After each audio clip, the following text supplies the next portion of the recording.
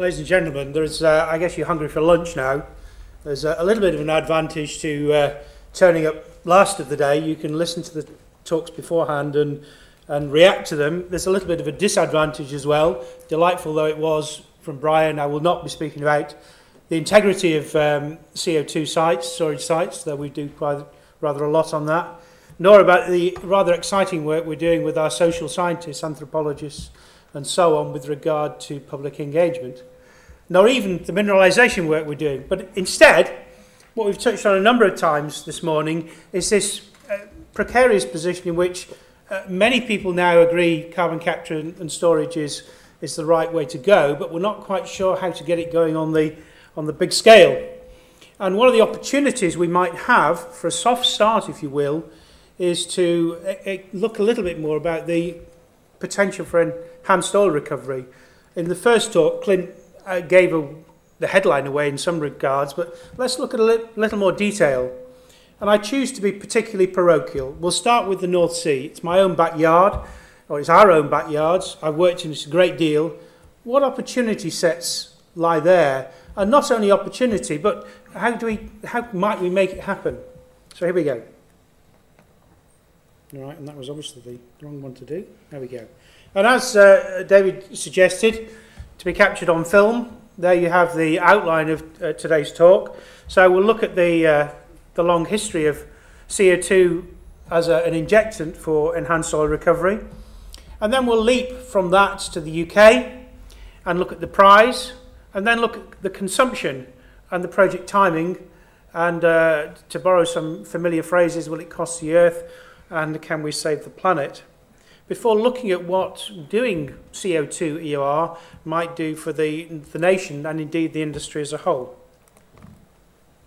So you've heard once or twice already, particularly the first couple of talks, that enhanced oil recovery has been going on for 40 years or more in... It's jumped on too. I do apologise. At least I haven't got the radio mic still on from someone else. So that could be the second reference to Gordon Brown in the morning, couldn't it? Anyway, it was initiated in the 1970s. In fact, I believe Shell were the first company to try it out in response to the oil crisis within the sort of area of West Texas, and they used anthropogenic CO2. Now, Texas, in particular West Texas, has remained at the forefront of this technology since that time. I think there are around about 100 projects globally in which CO2 is used to enhance oil recovery, a couple for gas recovery.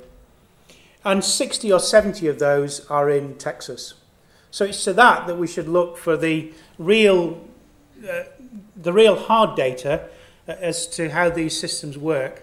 Now, they may not be perfect analogues, as we'll discover in a minute or two, but we've managed to wheedle our way into one of the two companies that was mentioned earlier on by, I think by Stuart.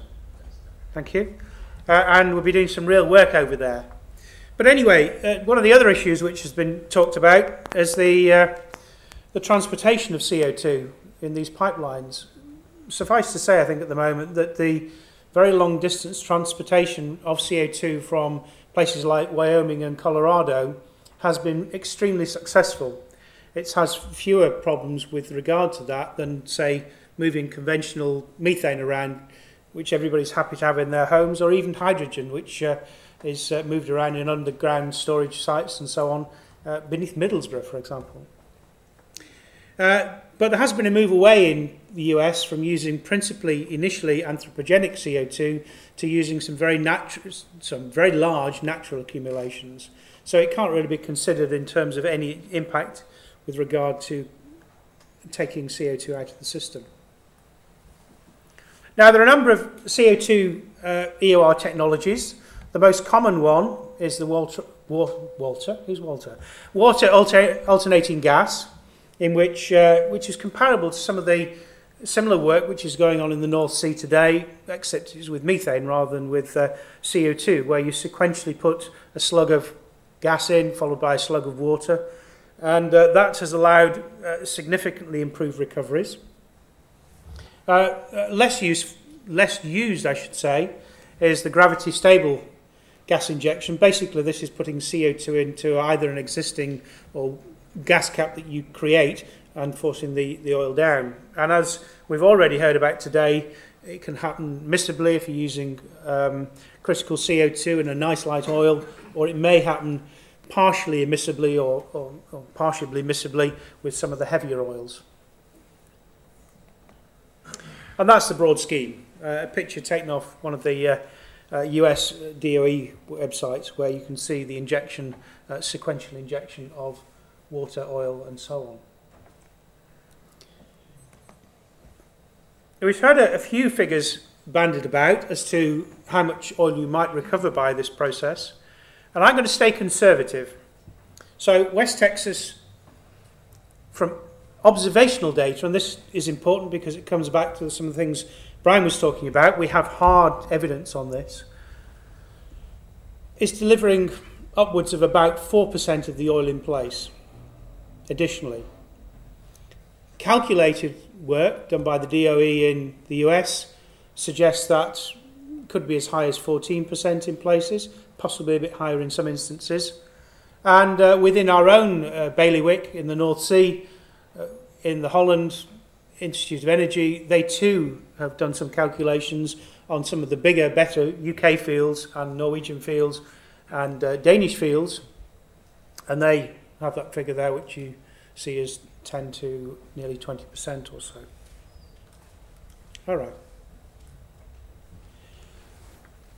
How much is used? Well, typically these systems in the US are injecting around about 10 to 45% of the pore volume.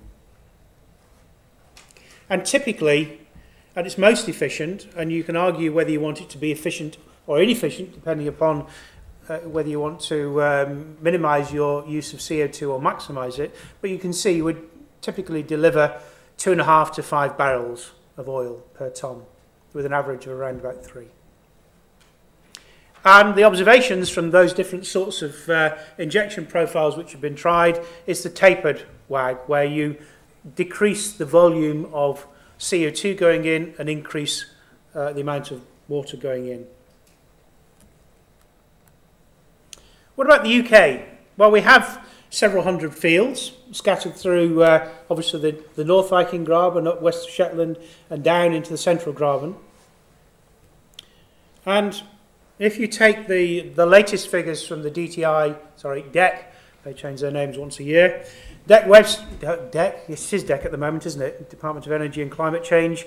We can anticipate, look at the P&P figure, around about 30 billion barrels to come out of our system over the 40 years or so.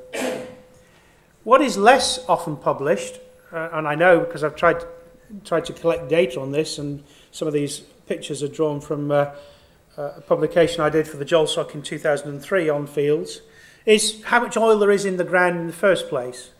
But we can get round that a little bit because there are one or two publications which look at recovery factor. So I can reassemble the amount of oil that I think is in the ground.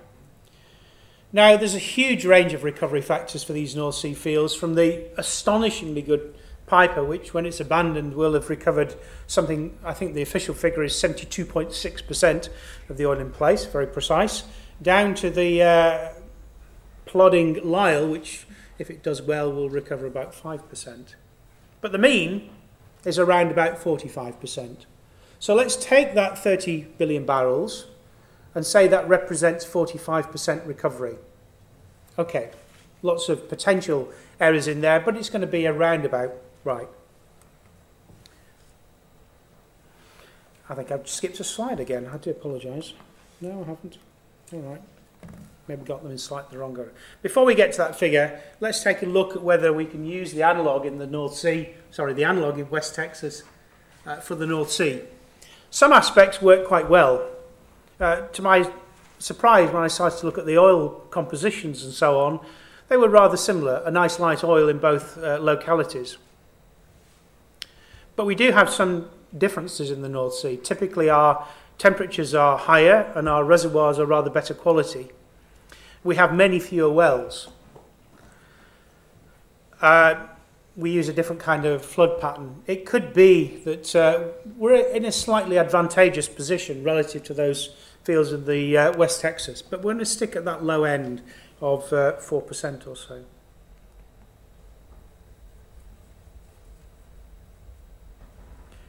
And this really repeats just what I've said a few moments ago, that we expect a rather better situation in the North Sea perhaps than we have with the recovery to date in West Texas. So, back to that sum I rather hastily jumped towards. 30 billion barrels, 45% recovery, means that there's something around about somewhere between 60 and 70 billion barrels in place in the UK sector. 4% of that gives you, as near as anything, 3 billion barrels, which conveniently is around 1,000 megatons. Sorry, a billion. So where are we? Let's take a look at the other side of the equation. Again, figures published by DEC allow you to add up the amount of industrial CO2 produced. And if you take, I'm up in Durham, so the northeast looms large, but if you take those three major UK provinces which are nearest to the oil area of the North Sea, Scotland, the northeast, Yorkshire and Humberside, you say you have in the region of 60 million tonnes or thereabouts generated each year. Now let's make a silly sum. Let's say we can capture every molecule of CO2 from those three regions. We have in the order of 60 to 70 million tonnes of CO2 available per annum. We can also look at the typical field extension length of those, or EUR projects in West Texas, and they run to about 15 to 20 years or so. Curiously, over 15 to 20 years, your output and your requirement are very similar indeed. So there's a good match. When should we apply EUR through CO2 injection to our fields? Those are again curves in the delightful units of cubic meters per month, which DEC prefers, but the trends are similar in all cases. We're well down the production profile of most of these fields. Wait too long, and this particular graphic is frequently revised and looks slightly better each year, but broadly speaking, if you look at the blue blob, it's shrinking because we are beginning to lose platforms. We are beginning to have permanent abandonment. If we wait too long, there'll be nowhere to apply it to. So really the time is to get after this very quickly indeed. Many of us in the audience will also be aware that since the mid-2000s, we've been a net importer of petroleum to the UK. We'd only have to do a bit of this CO2 EUR to get back to sort of breaking even to consuming what we produce. So in a parochial sense, it could figure very well. Will it cost the Earth? Well, certainly the first project off the books will be, as we've already heard, I think from some of your data, Stuart, some of the vast cost of that development. We don't have any CO2 infrastructure either to capture it. There's no equivalent to Jackson Dome or the other accumulations in the mountainous area of the US that we can tap into. And the first project will be a tremendous price, a huge step forward to make for any company. I would say similar to what BP did in '76 when it started with the Forties platform that Brian mentioned earlier. But there perhaps even some soft starts here. In the past we've had a look, not we, but as a country taken a look at the Miller project, which some of you will be familiar with, which had the right sort of infrastructure to be able to reverse the flow in the Miller pipeline and put CO2 back into that field. And it's also worth considering what BP did a couple of years ago. An extremely successful problem turned into an opportunity, where they took the surplus gas from west of Shetlands and built a pipeline and are now using it for water alternating gas within the Magnus field. And their estimates suggest they'll add perhaps 50 million barrels of additional production. And I suspect there'll be well in excess of 3 years extended field life there. That too is a massive undertaking, but has shown how you could take a problem and turn it into an opportunity.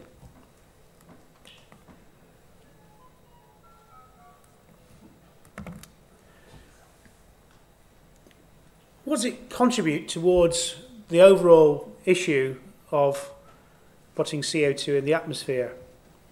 It's true from what was said earlier, there is a recycling element, but you need a lot to prime this system. And overall, you get about half a tonne of CO2, equivalent of CO2 out of burning a barrel of oil. So if you do the maths, or math if you're across the other side of the Atlantic, and you have a low efficiency and you're producing 2.5, 3 barrels per tonne of injected CO2, you're more or less in balance in terms of carbon into the system and carbon out. If you're more efficient and get 5 barrels of oil for every tonne of CO2 you put in the ground, you may be saving about half of the CO2. Not brilliant, but I would say a useful start. Come on. Oops, there we go. And to finish, rather than conclusions, what would the CO2 heritage be? Well, you could extend the field life of those North Sea fields. It could improve for the UK the security of oil supply. I think quite intriguingly, because the major areas for likely true carbon capture and storage in terms of saline aquifers, for the North Sea at least, lie between the oil province and shore, then all the infrastructure you could build to put CO2 for enhanced oil recovery would necessarily cross those areas where you're going to end up storing the CO2 in aquifers. So your infrastructure's out there. You'd have a workforce and a technology that was well versed in injecting CO2 into the ground with all the appropriate monitoring and safety concerns over that. And aside from the clear revenue to the companies that do it, take the current tax regime in the UK, and this could generate in the order of, on today's figures, $100 billion worth of tax revenue. That should help Brown's successors. Thank you.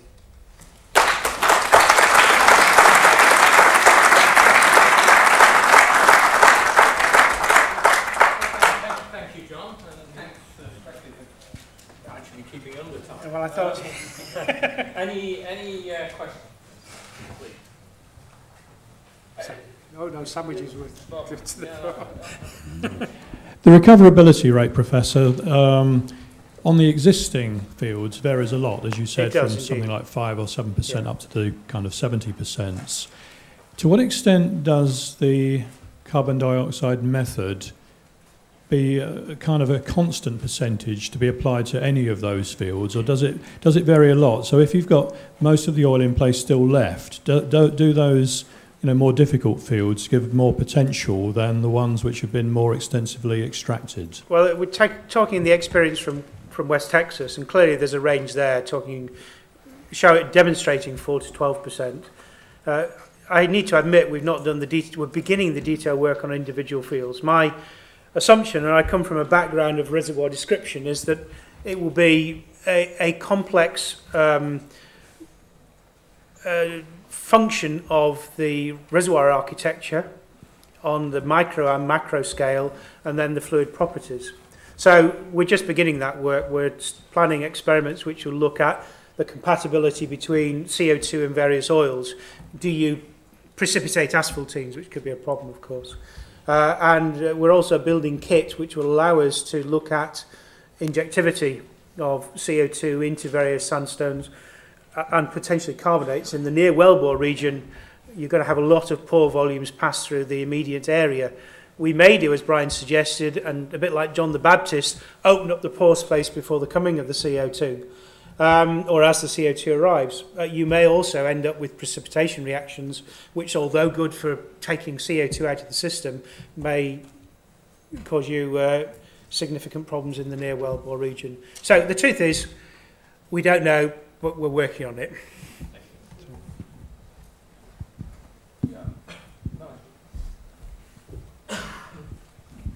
Thanks. Going back to the economics of all this, sorry. I mean, I think I understand from what you're saying. I don't think see this as making companies a great deal of money. So where's the investment going to come from to get this off the ground, and what do you see as the steps that we could be taking as a nation, as a government, to encourage that? I don't think I did say that. I mean, if we're potential to produce $100 billion worth of revenue, of tax, there's likely to be a near equivalent revenue there. I think the initial step is going to be horrendously difficult.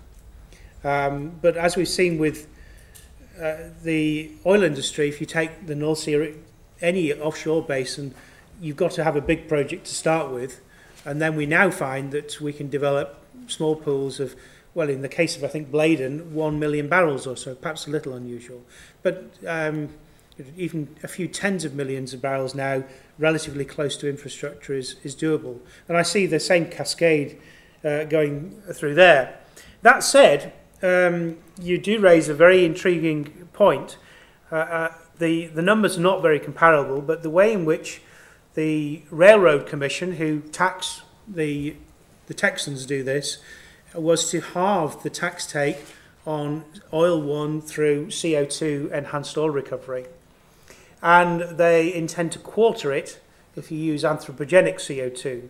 So it may require this, there was talk of carrots and sticks earlier, it may require this sort of interventionist activity to get it moving. But there's a big prize for a number of people here, whether it be in terms of CO2 in the ground or increased revenue. You spoke about the huge infrastructure cost of making this work. Is there any thoughts relating to taking CO2 and shipping it to the sites, much like a LPG tanker equivalents for doing EOL? You're asking the wrong person. There are certainly plans have been sketched out to do that. The problem at the moment with getting it all going, of course, is the only critical CO2 we have to hand in large quantities at the moment is that from the coffee industry used for decaffeinating coffee, and that has to be ultra pure CO2, and it's bloody expensive.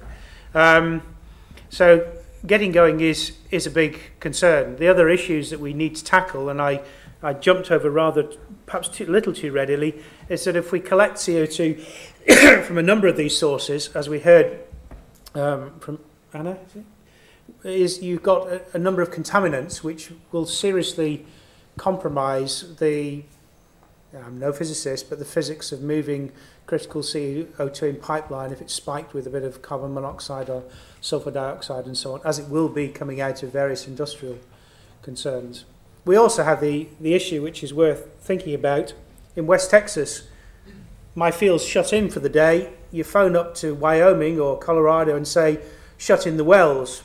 If I'm standing offshore on Forties, I can't phone Drax and say, can you turn off the power generation for a day? We've got trouble with the wells. So there's an interim piece, and we saw a diagram from Stuart, though he didn't dwell on it too much, about a composite of both aquifer storage and which you could potentially use as a buffer zone, and EUR as well. So there are lots of problems here, and I'm just a geologist. All right, any more questions? I mean, just as a comment, I need to stand a bit. The point you made about intervention by the state or the regulator, I think is important, because, I mean, so, you know, it's a while now since I worked for BP, but if the playing field stays as it is, and I have 100 million to invest. I think my choice is frontier exploration for oil almost anywhere, followed by a development project for oil almost anywhere, followed by shale gas in the United States, and somewhere down the line, without the playing field being tipped by the tax agent or the regulator, enhanced oil recovery. And you can see that. I mean, big companies must be thinking in the way Jon has, and yet they're deciding to leave the North Sea and spend the money elsewhere. And I think that's something, somehow... Yeah, there is a little anecdote, if I may, just to finish off. Last year, I was president of the Petroleum Exploration Society of Great Britain, and you get the opportunity or duty to write a one-page introduction to the newsletter each month. And in August 2009 was the 150th anniversary of the so-called birth of the oil industry by the so-called Colonel Drake. It was neither the birth, since the Chinese had done it many centuries beforehand, nor was he a colonel, but that's beside the point. I wanted to write something about the 150th anniversary. And I had somewhere in the back of my mind an old piece of information, which was the oil industry saved the whales. And it turns out to be true. As the mineral oil exploration and exploitation started up in the 19th century, so the price of whale oil collapsed. But in wanting to check out that little piece of inverse correlation, I found one other interesting piece, and that was, and I'll have to use today's vernacular, what existed of the US federal government at the time did a technology comparison between whale oil and mineral oil, and they found that mineral oil was better for lighting, better for lubrication, better for this and better for that. So they give it a tax break, and yet we see today the oil industry is seen as the great Adam Smith, perfect market-driven economics. It didn't begin that way. And I would say, get the intervention, get the governments to light the blue touch paper, and we will have a fantastic industry, but it needs that big thinking to kick it off. Yeah, very good. Okay, thank you, Jon.